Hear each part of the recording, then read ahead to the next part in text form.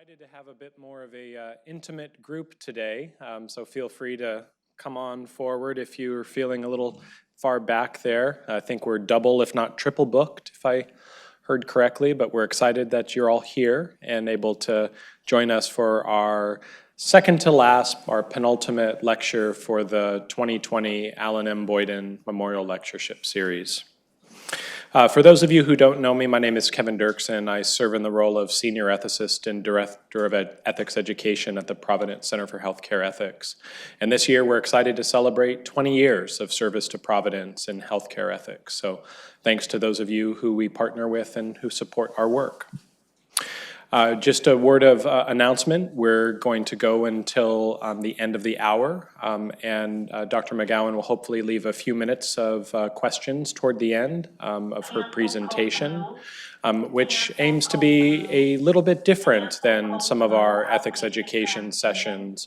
This is a real journey into the health humanities. It's an opportunity to dive into the history of medicine in ways that we typically don't host sessions in that way, and so we're really excited to see what you all think about this. And as always, please share with us feedback in our evaluations for future programming. For those of you who don't know Dr. Boyden, the namesake of this lectureship series, Dr. Boyden was a surgeon at Providence St. Vincent Medical Center for 48 years. He practiced, and a well-recognized figure not only at St. Vincent but in the greater Portland community. Dr. Boyden was one of those docs that really was able to demonstrate wholeness in the physician-patient relationship and urged those with whom he practiced those same skills. And so we're excited to be able to continue that legacy with this lectureship series. In the spirit of Providence and beginning our meetings with a reflection, I'd like to offer an excerpt from The Things They Carried, a collection of short stories by Tim O'Brien as based upon his experience as a soldier in the Vietnam War. They carried all the emotional baggage of men who might die. Grief, terror, love, longing. These were intangibles, but the intangibles had their own mass and specific gravity. They had tangible weight. They carried shameful memories. They carried the common secret of cowardice barely restrained, the instinct to run or freeze or hide. And in many respects, this was the heaviest burden of all, for it could never be put down. It required perfect balance and perfect posture. They carried their reputations. By and large, they carried these things inside, maintaining the masks of composure. And now it's my privilege to introduce our 2020 Boyden Lectureship speaker, Dr. Torree McGowan. Dr. McGowan is an emergency room physician and board certified in emergency medicine and a fellow of the American College of Emergency Room Physicians.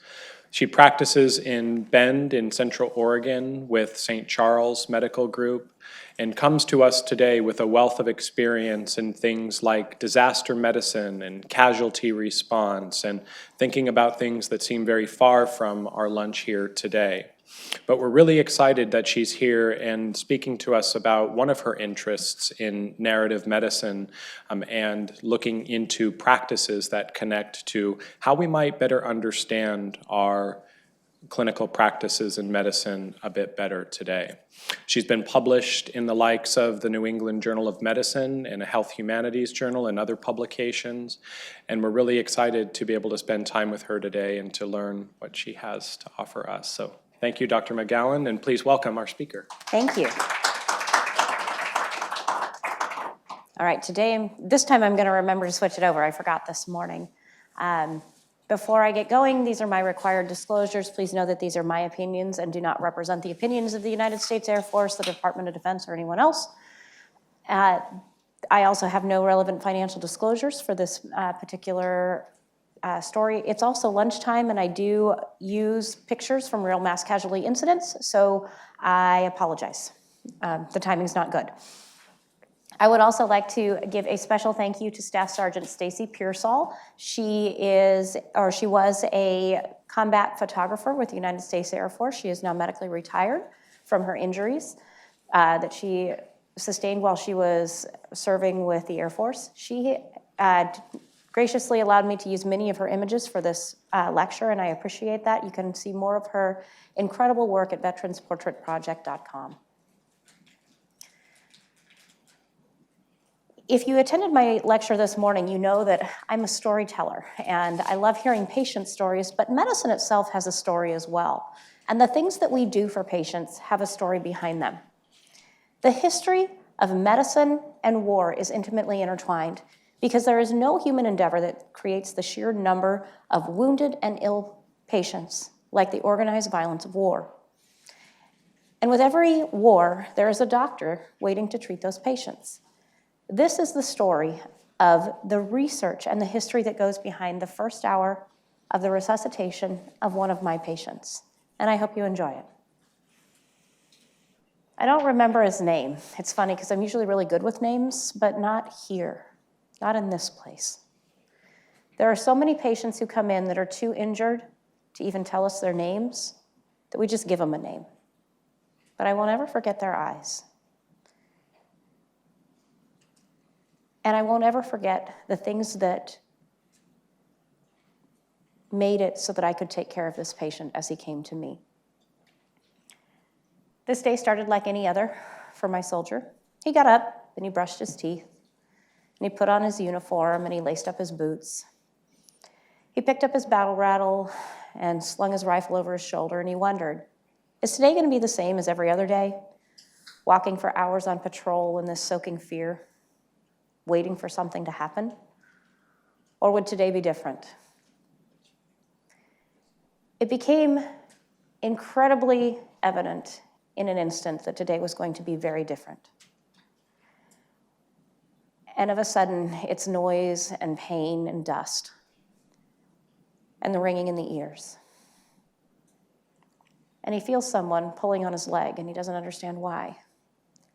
The first intervention that my patient will feel is a combat medic placing a tourniquet on his legs. The history of tourniquets, this is how I will step through this. It's on a timeline, and we will walk through that. And those timelines are actually available online that you can walk through and see these images as well. The first description of tourniquets in the medical literature was found in Hindu texts in 500 BC. They described the use of tourniquets for snakebite. Hippocrates wrote about tourniquets in 400 BC. He described the complication from bandaging an extremity too tightly, leading to distal limb gangrene. There was no discussion of hemorrhage control, but they correctly identified that you could do something to the blood flow if you bandaged that limb too tight. The first military use of tourniquets was in one of Alexander the Great's campaigns. So he had a battle called the Battle of Hydaspes in the Indus River Valley. This was as far east as the Alexander the Great's campaigns had taken him. And during that battle, his soldiers were bitten by unfamiliar snakes and began to fall ill. So what does any good military commander do? He captures surgeons from the other side and said, fix my soldiers. And the way that they treated them was with tourniquets to isolate the snake bite. This was the first military use of tourniquets in the medical literature. Galen wrote about a phenomenon in around the 120s BC that he described as the bag of waters analogy. So he understood that if we took a constricting band around an extremity, and if you put it on fairly loosely, you would increase the bleeding. But if you tightened it down even more, the bleeding would stop. Now remember, back then, they didn't understand how blood circulated. They didn't understand arteries and veins, and so they had no understanding of why that would happen. Now we know that as venous constriction and then finally arterial occlusion. But the only way he was able to describe that was a bag of waters analogy. And so what he thought of was this big bag that was full of water. And if you started to squeeze it a little bit, you would increase the water coming out because of the pressure. But if you squeezed it all the way down, the water flow would stop because you'd run out. That was the only thing that he could describe how this might happen with what they saw. There was about a millennia where the research stopped until this gentleman, Hans von Gersdorf, who was a Prussian surgeon, described for the first time the use of a tourniquet for hemorrhage control. This was after a battle, and they used it prior to amputation of this patient's limb. This is actually an illustration from his book, and as you can see, this guy had a really bad day on the battlefield. Wilhelm Fabry in 1593, came up with a modification of the tourniquet that we still use today. He had a bandage that he put a stick through and created a twisting mechanism. He invented the very first type of what we now call a Spanish windlass type of a tourniquet, and this is a tourniquet design that we use now today in our common military supply. He is regarded as the father of German surgery, so this is a name that you may notice. William Harvey in 1628 helped us make a giant leap forward in our understanding of how tourniquets might work. He was the first person who correctly described how blood circulates in the body. He was not allowed to do autopsies on people, and so this was actually published in his book On the Movement of the Heart and Blood in Animals. So this was all animal data, but he was the first person to correctly identify the idea of the pulmonary circulation and the systemic circulation, and this is his diagram from his book. This is where we start to understand how a tourniquet might actually work instead of that bag of waters analogy. Etienne Jean Morel wrote about the first use of tourniquets in battle to control hemorrhage at the Battle of Flanders. This was one of Louis XIV's surgeons. Jean Petit-Louis, another Frenchman, created a significant change in the history of tourniquets with his invention of the screw-type tourniquet. So this was a tourniquet that you would place around the extremity, and then you'd place that screw mechanism over the pulse, and then twist it down to try to occlude the pulse. It didn't work particularly well, but Petit's tourniquet did have a very important impact on the history of this story. Because of that twisting motion, that's actually where the name tourniquet comes from. It comes from the French word to turn or tournier, and that is why we call them tourniquets, thanks to Jean-Louis. The American Civil War saw continued use of the Petit-type tourniquet. This is an illustration from one of the surgical handbooks at the time. Published in 1853, it shows how to correctly apply Petit-type tourniquets on your brachial, your femoral, and your popliteal arteries. This is an actual Civil War tourniquet that's displayed at the National Museum of Health and Medicine in Washington, D.C. If you ever go out there, a fascinating museum to go visit. Union physician Samuel Gross actually had put out a notice to all of his soldiers that every man should put in his pocket a stick of wood, 6 inches long, a handkerchief or a piece of roller, and a thick compress, and be advised how, when, and where to apply it. Back in the Civil War, we said, bring your own tourniquet, because we don't bring them. But they understood that they were important. 50 years later, at the start of World War I, this was the tourniquet that was used for our American soldiers. It was a 1.5-inch piece of cotton webbing, 42 inches long. It had a spring-type buckle, but no method to turn it or to tighten it down any other way other than just basically putting on a tight belt. This was ineffective at stopping femoral artery hemorrhage, and this is where the idea that tourniquets were not effective and were dangerous starts to come from, because this was an ineffective type of tourniquet. This idea got further traction in the Spanish Civil War in the 1930s. A New Zealander named Douglas Jolly was deployed with the Spanish Republican Army, and he wrote, based on his experiences at the front, in an article that said, "More limbs and lives are lost at the front from improper use of the tourniquet than were saved by its proper use." Okay, I actually could probably agree with that. If you don't use it right, you could probably hurt somebody, okay? The problem came when this gentleman, Sir Reginald Watson Jones, read what Jolly had written and then changed it a little bit. So this gentleman was on the War Wounds Committee of the Medical Research Council in England.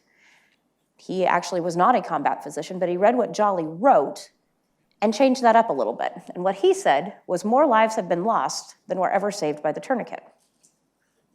Not quite the same, and it was very powerful because this gentleman taught at one of their medical schools and taught an entire generation of surgeons that tourniquets were dangerous. That idea persisted up through World War II and into the Korean War. Korean War saw continued use of those same types of tourniquets that we saw in World War I, but there was one important event that happened in the Korean War. There was a paper published in the Annals of Surgery by Arts and his colleagues entitled Clinical Experiences in the Early Management of the Most Severely Injured Battle Casualties. This is the first time in medical literature that they linked hemorrhage control to improve survival. Seems really basic to us now, right? If you stop people from bleeding, they won't bleed to death. This was the first time that that was actually proven in the medical literature, thanks to Arts. Vietnam saw continued use of that same type of ineffective tourniquet. 7% of all battlefield deaths in Vietnam were from isolated extremity hemorrhage. They estimate that if they had had a functional tourniquet in Vietnam, that 2,600 more soldiers could have come home and survived their injuries. The Battle of Mogadishu in 1993 was another opportunity to learn a little bit more about tourniquets. So most of us know this as the Black Hawk Down incident. This was Mogadishu, Somalia. There was a ranger regiment that was involved in a conflict with the local warlords, and during that battle, there was a ranger regiment, and one of the rangers was shot through the tibia.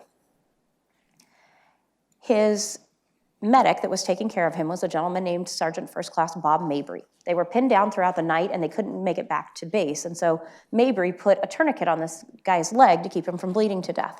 But he had heard all of these things about tourniquets being really dangerous and making your leg fall off. So throughout the night, he would loosen that tourniquet to restore blood flow, and then he'd tighten it back up before he bled to death. Now, once they finally made it back to the base that next day, Dr. Holcomb, John Holcomb, who was the surgeon deployed with that Ranger regiment, offered what I can only imagine was positive and uplifting feedback, in the way that Army people generally offer their feedback, to Sergeant Mabry, saying, hey, the way that you kept taking that tourniquet down, you probably made him bleed more because you probably caused some reperfusion injury. This ignited a passion for hemorrhage control in Sergeant Mabry, who went on to medical school and became Dr. Mabry. And John Mabry is now, he actually just retired from the military and was one of the foremost researchers in pre-hospital care and tourniquet development in the United States military and in the US. Despite learning those lessons in Somalia, or starting to learn them, at the start of Operation Enduring Freedom, or the Afghanistan War, the first fatality was on January 4th, 2002. His name was Sergeant First Class Nathan Chapman. He had an isolated gunshot wound to his femoral artery, and he died en route to surgical care without a tourniquet on. It became very quickly evident during the Afghanistan War that we needed to change how things were being done. And so in 2002, Colonel Holcomb, who used to be Dr. Holcomb back in Somalia, was the commander of the Institute for Surgical Research in San Antonio, Texas. And that's the Army's research branch. And he gathered all of these special operations medics who had been deployed together, and he said, what do you guys need to save lives? And one of the things that they identified, or one of the first things they identified, was a functional tourniquet that could be applied with one hand by the person who was injured. The request for proposal went out, and this was the tourniquet that they first identified as meeting the standards. This is the Combat Application Tourniquet, or CAT tourniquet. In 2003, Surgeon General of the Army, Kevin Kiley, put out the recommendation that all soldiers deploying carry this type of tourniquet on their persons. Many of you might be aware that military appropriations don't work that way, and just because you say it doesn't mean that say that you need it doesn't mean it's paid for. It took until 2005 when this article ran on the front page of the Baltimore Sun that says, modern combat lacking in old medical supply. Deaths because of blood loss from wounded extremities could be reduced if all soldiers carried $20 tourniquets. This ignited a public outcry and a congressional inquiry, and actually resulted in the money being funded so that these tourniquets could be supplied to our soldiers downrange. And that brings us to current times. The most recent publication about tourniquet use in the military was in Annals of Surgery in 2009, written by Craw and his group. And the current research indicates that if you have an isolated extremity hemorrhage, isolated extremity wound, and you have a tourniquet placed in the pre-hospital setting, your survival is 89%. If it's not placed until you reach the hospital, 78%. If you have your tourniquet placed prior to the onset of shock, your survival is 96%. After the onset of shock, 4%. If you have an isolated extremity hemorrhage and you have a tourniquet placed at any point in your care, your survival is 87%. If you do not ever have a tourniquet placed, your survival is 0%. And Crau's conclusions from that are the right tourniquet used in the right, or placed at the right time in the right way for the right casualties saves lives. And that's probably a little better lesson than what Reginald Watson-Jones taught us. And now the tourniquet's in place, and it's time to move. How do we get where we need to go? The military does casualty evacuation like no one else in the world. We move patients all across the globe and continue that care throughout the spectrum of the patient movement, and this is a story of how we develop those skills. The story starts in around 900 AD with the first descriptions of patient transport by the Anglo-Saxons using oxen cart. The Normans in France were doing similar work around that same time with horse-drawn wagons. I'd love to tell you that this was patients being moved for compassionate medical care. Unfortunately, these were the mentally ill and lepers being taken out into the countryside and dropped off. It's the first time we move patients, but maybe not for the reason we'd like it to be. About a millennia happened where not much occurred until a gentleman named Dominique Jean Leray at the Battle of Metz in 1792 created what are called his ambulances volantes. So this was one of Napoleon's surgeons in his Grand Army, and he'd watched how the artillery moved around the battlefield being drawn by horse-drawn carriages. And he came up with the idea that we may be able to move patients the same way. This is his diagram of his ambulances volantes, and this was the very first description of an ambulance and an organized EMS system in the world. Those ideas came to the United States about 100 years later, thanks to a gentleman named John Letterman. So in 1861, there was a battle called the Battle of Manassas. And it took over a week to get all of the wounded off the battlefield. Now, the military is no different than a lot of major corporations. When something that spectacularly bad happens, everybody at the top gets fired and you get to start again, right?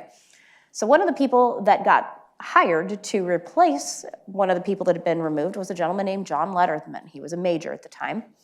And he had some really radical ideas on how he wanted to do medicine for the Army of the Potomac, which was who he was the medical director for. He had radical ideas like, you should be treated based on how bad your injury is, not based on your rank. Ideas like the supply of how we get things to the battlefield. So up until that point, the quartermaster of the Army was in charge of getting everything, all of the supplies, to the field where you needed them. So that was uniforms and bullets and food.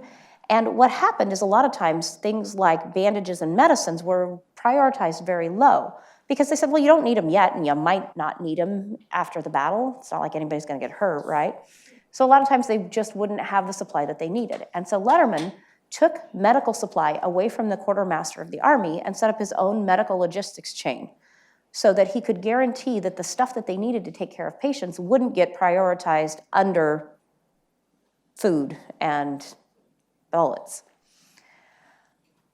He also created purpose-built wagons that you can see here that were his ambulances to go out and gather wounded from the battlefield. So less than a year after the Battle of Manassas, and about 2 months after Letterman took over, there was the Battle of Antietam on September 17th, 1862. Antietam is still, in US military history, the bloodiest day of battle that our country has ever seen. 17,000 wounded soldiers. And every single one of them was removed from the battlefield in less than 24 hours, thanks to Letterman's changes. His influence is still felt very strongly in the military today, and we still use those ideas. He is considered the father of modern Army medicine. The first recorded aeronautical evacuation of a patient was in 1870 during the German siege of Paris during the Franco-Prussian War. 160 patients were evacuated via weather balloon. World War I saw the advent of the motor-driven ambulance. This was a Model T Ford cracker box type of ambulance. It had a wooden frame and a canvas top and a blistering top speed of 45 miles an hour. World War I also saw the beginnings of the aviation era. So at that time, aviation was still incredibly dangerous. Planes liked to crash a lot. But some forward-thinking people still saw the opportunity to move patients via aircraft. Dr. Eugene Chassaing was a Frenchman who developed this idea, this prototype of how you might be able to move a patient in a World War II era biplane. He had a lot of critics, and one of his critics was quoted in the newspapers with the scathing remark of, "Are there not enough dead in France without killing more in airplanes?" However, that idea stuck and continued to be developed. This is a picture of a World War I type aircraft that has been renovated into an ambulance. You can see the patient there loaded backwards right behind the pilot. This was in 1919 and taken at Ellington Field in Houston, Texas. By World War II, aviation had gotten considerably safer, and at that point, 625,000 US casualties were moved by aircraft. 25% of all of our wounded moved home on aircraft. World War II also saw the development of flying nurse orderlies. We all know these now as our flight medics and flight nurses. They were responsible for helping manage the physiology changes that happened to a patient during flight. They were also really good at the equipment that was required. So these nurses could change an airplane from cargo configuration to being ready to patient transport in 8 minutes. And they can do it just about that fast even now. The Korean War saw the rise of rotary wing evacuation for patients. So the 3rd Air Rescue Squadron from the United States Air Force was sent to Korea to rescue downed pilots.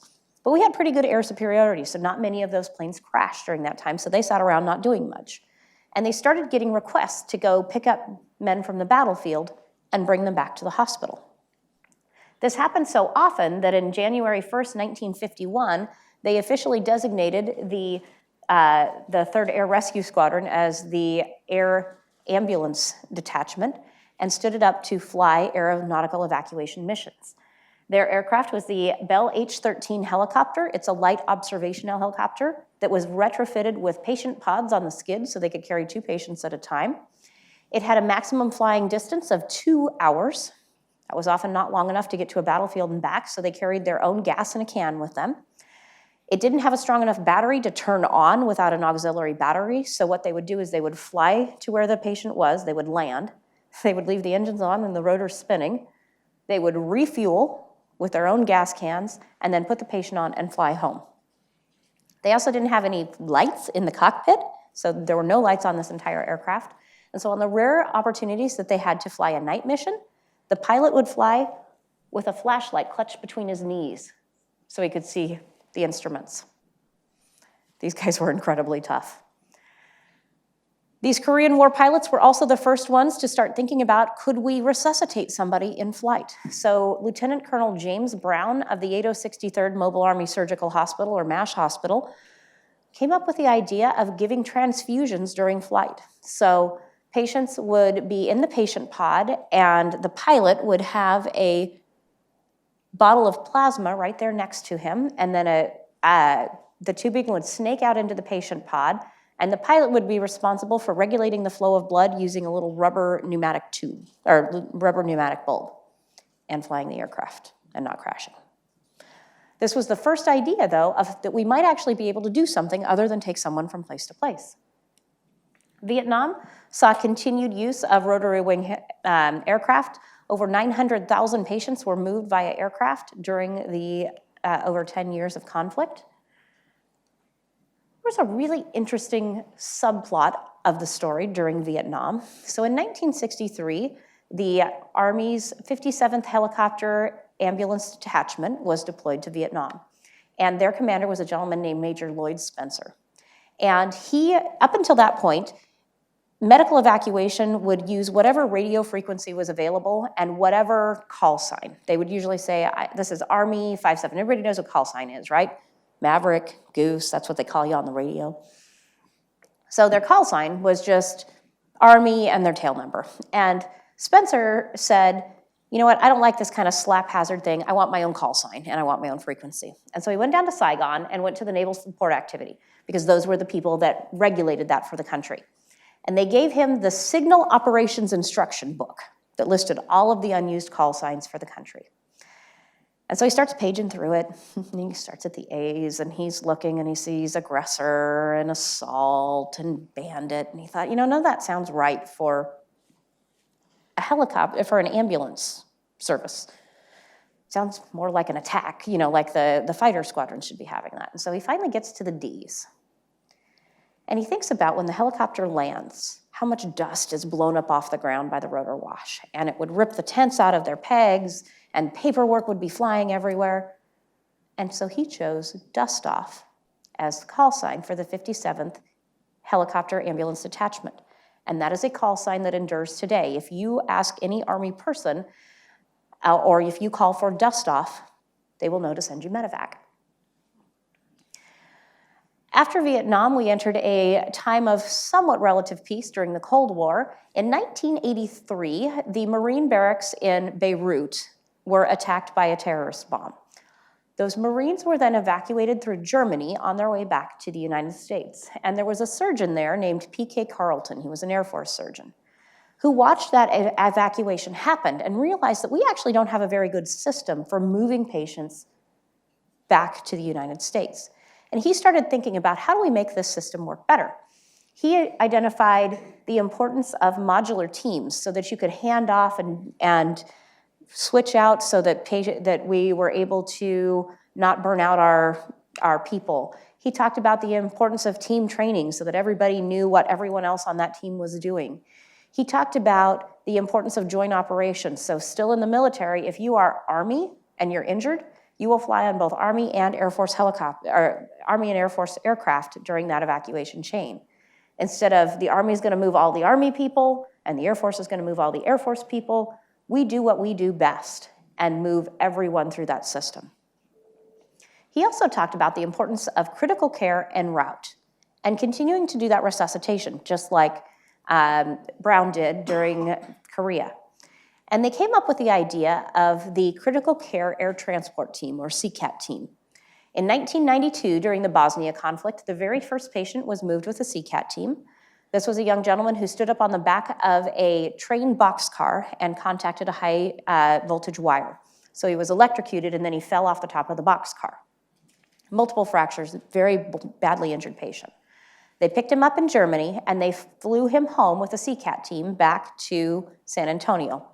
Somewhere over Greenland, he became septic, and they were able to resuscitate him and continue his care in the air and land him in Texas with better physiology than he left Germany with. This was the first proof that actively resuscitating patients during their evacuation was possible and could result in better patient outcomes. That idea of integrated en route care is alive and well in our US military now. This is a CCAT team taking care of a patient in the back of a C-17 aircraft. We are continuing to push these ideas further forward. This was a patient in 2016 being picked up with, he actually had bad blast lung, and the ECMO team was picking him up in Bagram, Afghanistan, and flew him on portable ECMO from Afghanistan all the way back home. Air refueling en route, so they never touched down from the time they left Afghanistan till the time they touched down in the United States. They are also looking at putting physicians further forward and closer to the point of injury. This is a British team, actually called a MERT team, a Medical Emergency Response Team, that puts physicians close to the point of injury and allows that resuscitation to start. There's even studies looking at doing surgery in the back of an aircraft and doing that damage control surgery right at the point of injury. Today, if you are injured in Afghanistan or Iraq, the first person you will meet will be your combat medic. They will then evacuate you, usually via ground ambulance, to a battalion aid station. Within an hour, you will move to a Role 2, where your damage control surgery will happen. Within about 6 to 12 hours, you will then move to an Air Force theater hospital for further, or a combat support hospital, that's the Army equivalent, For further damage control resuscitation, within about 24 to 72 hours, you will be back in Germany for further surgeries and back into the United States within less than a week. That's much different than what we did during Vietnam and Korea, where we sent the whole hospital there rather than bringing patients to our care here. And we have seen a significant change in what we call our combat mortality rate. So this is a really rough number that looks at if you are injured in battle, how likely are you to die of that injury? World War I, World War II, 30%. So if 1 out of 3 people died if they were injured in battle. Korea, Vietnam, even Persian Gulf, which isn't that long ago, still saw 24, 25%. Operation Enduring Freedom and Operation Iraqi Freedom, that's OIF, OEF down there at the bottom, our combat mortality rate is less than 10%, and a lot of it attributes to how quickly we move patients to definitive care. And so now we wait for my soldier to show up. And it's quiet in the trauma bay until we hear the helicopter rotors. And then we get ready to go to work. He comes in, and now it's finally my turn. I see his tourniquet, and now I start my resuscitation. The story of resuscitation really starts in 1665 with this gentleman, physician Richard Lower, who performed the first blood transfusion on a dog. He wrote about his experience in Philosophical Transactions, which was kind of like the JAMA of the time, or the New England Journal. And if you read his article, he talks about how the emittent dog, or the donor dog, began at last to cry and to convulse, and at last to die. Basically, he bled one dog to death to keep the other one alive, which is kind of not how we like to do research now, but apparently they didn't have an IRB back then, so it seemed okay. The next step in this rather dubious history of blood transfusion is this gentleman, Jean-Baptiste Denis, who in 1667 published in that same Philosophical Transactions an article entitled, "Touching a Late Cure of an Inveterate Frenzy by the Transfusion of Blood." We don't title things near as cool as they used to, by the way. Inveterate frenzy. If you read the article, though, the basic idea of this experiment was to take a mentally ill patient, and they chose a calf based on its mildness and freshness. And their idea was that they could take blood from the calf and give it to this mentally ill man and cure his mental illness. Now, shockingly, this did not work, but it also didn't kill him, so they continued to do more experimentation. Transfusions were outlawed in France in 1668 when one notable experiment had 2 of 4 patients die. All of these transfusions at this time were from animal to human, so usually goats, sheep, and cows being the donors. It wasn't until 1818, on December 22nd, that James Blundell, who was an English surgeon, performed the first human-to-human transfusion. And this is actually from his article that he published about 10 years later in The Lancet with a sketch of how they did it. This was used to treat a lady with postpartum hemorrhage. First human-to-human blood transfusion. Transfusion experimentation continued for the next 50 to 60 years, again, usually using animals, and they had some really weird pictures like this, because remember, you had to be in close proximity because we couldn't store the blood, so it had to go directly from one to the other. Doesn't seem really very clean to have all those farm animals around. 2 transfusions were performed during the American Civil War. This was extracted from the medical and surgical record. A few remarks on the transfusion of blood with a modification of the apparatus of Aveling. This is the apparatus of Aveling that they used to take blood from one person and put it directly into the next. Transfusion science took a giant leap forward in 1901 thanks to this gentleman, Karl Landsteiner. He correctly identified the 3 blood groups, A, B, and O. He won the Nobel Prize for this in 1930. Ludwig Hectoin took that idea of blood groups in 1907 and postulated maybe there's something about why blood transfusion is so dangerous with these blood groups. And maybe if we matched the blood group, transfusion might be safer. Reuben Ottenberg took this idea a year later and performed the first cross-matched blood transfusion. Roger Lee in 1912 identified the O blood group as the universal donor type. And this is information that we still use today. If you're using uncross-matched blood on a patient, you use type O blood, thanks to Roger Lee in 1912. 1914 saw the development of citrate as an anticoagulant, so we could actually start to store blood. Up until then, we had glass bottles that were coated with paraffin, and it was not safe to store blood for any length of time, and so it had to, again, be from person to person. The ability to store blood allowed Oswald Robertson to develop the very first blood bank in 1917 in France to treat soldiers wounded in battle. Excuse me. He only accepted type O blood donors because they were not able to do matching downrange.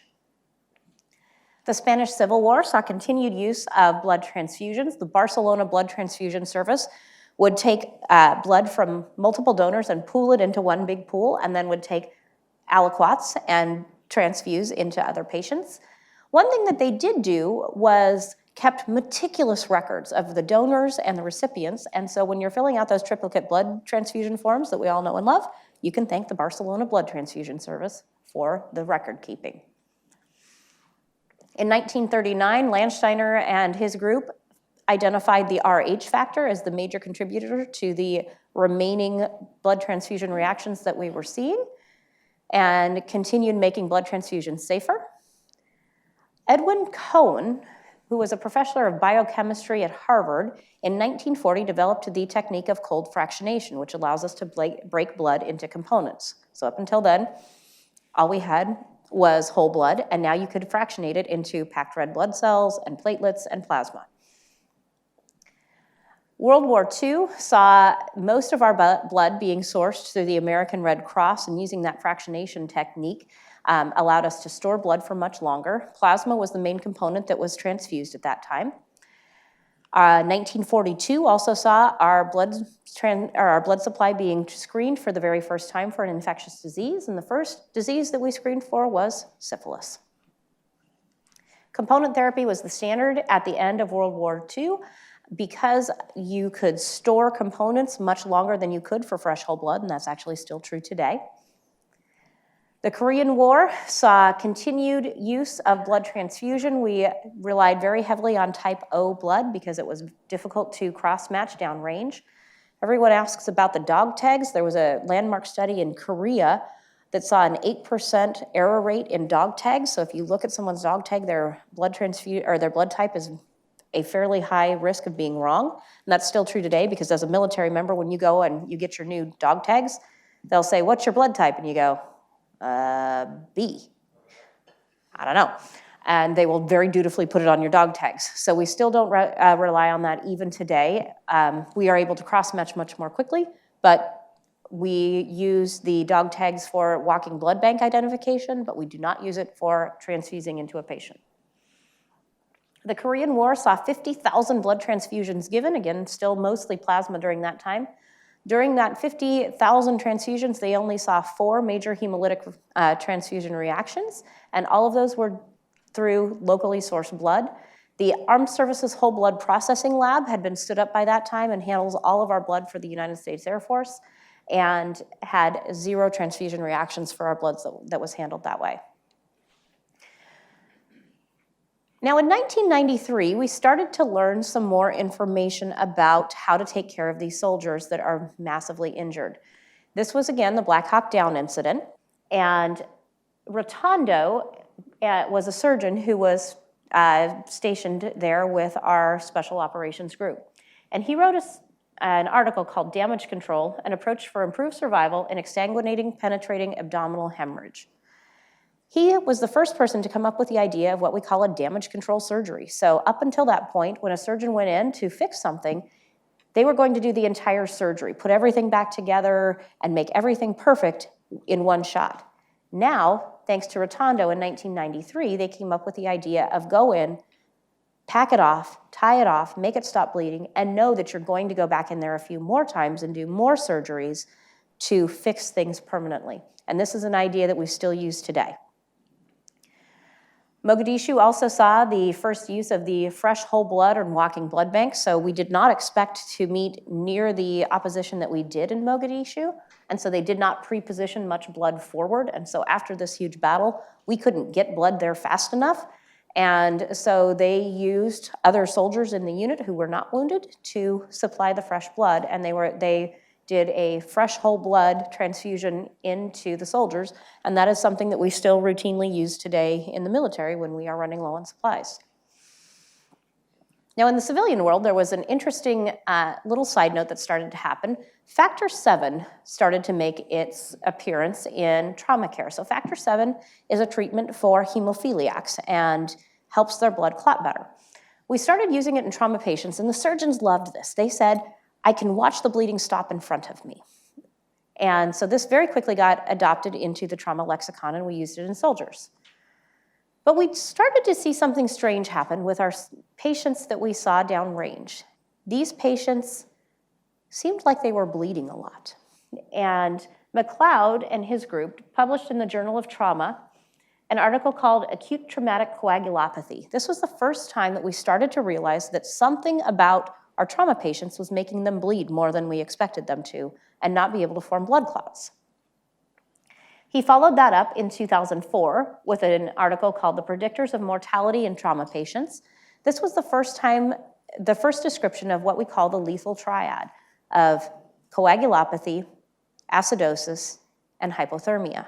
Patients that come in with any of those have a 75% mortality, and starting to be much more aware of that in trauma care, and how do we start to reverse those 3 deadly events in trauma care. Now, in the mid-2000s, we started to see some interesting things happen with our patients that had been treated with this Factor VII medicine that I mentioned before. What we noticed was these were young men, 20-year-olds, that were coming back from Iraq and Afghanistan, and they had gotten this medicine during their care, and they were having strokes. They were having heart attacks and big blood clots in their lungs, which was not what we expect to see in 20-year-olds. And they started to look at who was getting this and noticed a much higher rate. And we started to be concerned that this medication was causing further problems downrange, or downstream. The early studies looked really good for people surviving their injury, but then would die of clotting complications later on. And so because of that work that we saw in our soldiers and this increased frequency, they stopped using that medicine. It's still in our clinical practice guidelines as an option, but it's very rarely used in trauma anymore because of the military experience and what we saw with our soldiers. Blood transfusion research continued through the next 10 years of the conflicts, and lots of papers started to come out, again, looking at that idea of something about these patients are making them bleed and not form blood clots correctly. The CRASH-2 trial happened in 2010. This was a civilian study that led us to add tranexamic acid into our care of our trauma patients. There is a close interplay between the civilians and the military that you're seeing here, that we'll learn a little bit and it goes out to the civilian world, or the civilians will come into the military. This is a medicine that did not seem to have that clot problem that we saw with a Factor VII, but still decreased bleeding. And this has very quickly been accepted both into the civilian and military trauma care. In 2013, we saw the PROMPT trial, which looked at patients that were receiving what we call a massive transfusion, so more than 3 units of blood during the first 24 hours of their resuscitation. And what they saw was patients who got plasma or platelets with those packed red blood cells tended to die less often. The study was followed up with the PROPER trial in 2015 that really defined this idea much more. And what they finally came up with was the idea that if the correct ratio of giving blood products to patients was a matched ratio of packed red blood cells, plasma, and platelets, which looks an awful lot like whole blood, like what we used to do in World War I. We do, however, now we still do it in components because it's easier to store, thanks to Edwin Cohn. And that brings us up to current times. He's now with me. His TXA has been given and his massive transfusion has started. He's wrapped in a crinkly silver space blanket, and you can hear it rustle as he moves. His vitals have stabilized, but he's far from home. And he'll leave me today, and he'll go off to the operating room for the first of many surgeries. Today is damage control.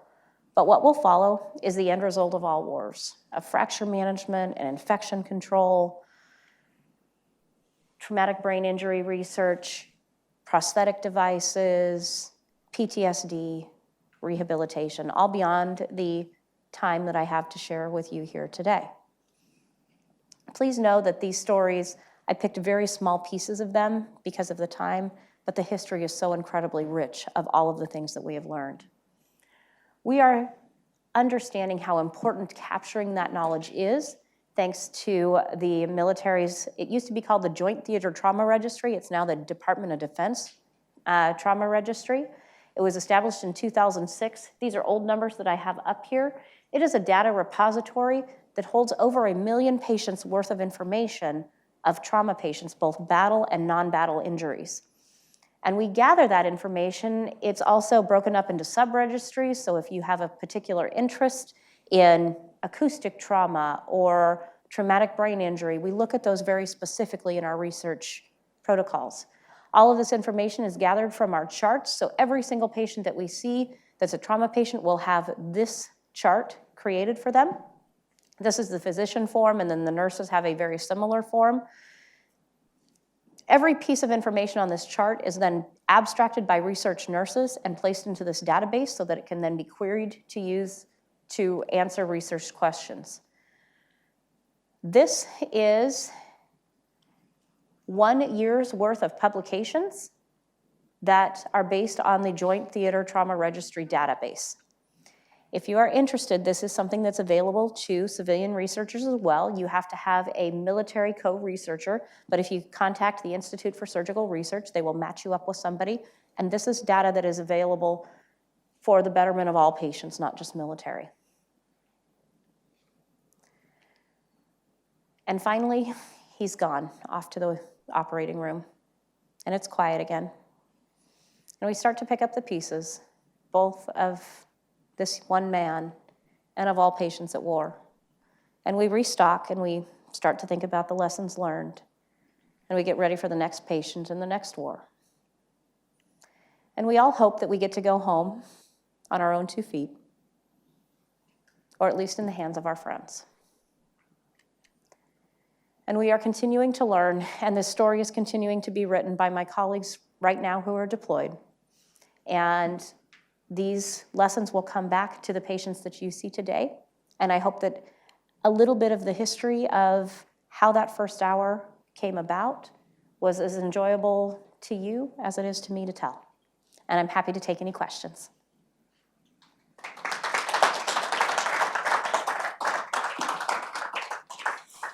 Well, we've got a couple of minutes. Anyone have a question to close out our hour? Pensive group after lunch. Realize the timing of the pictures might not have been perfect for the lunch. Yeah, we can blame, blame that on the episode.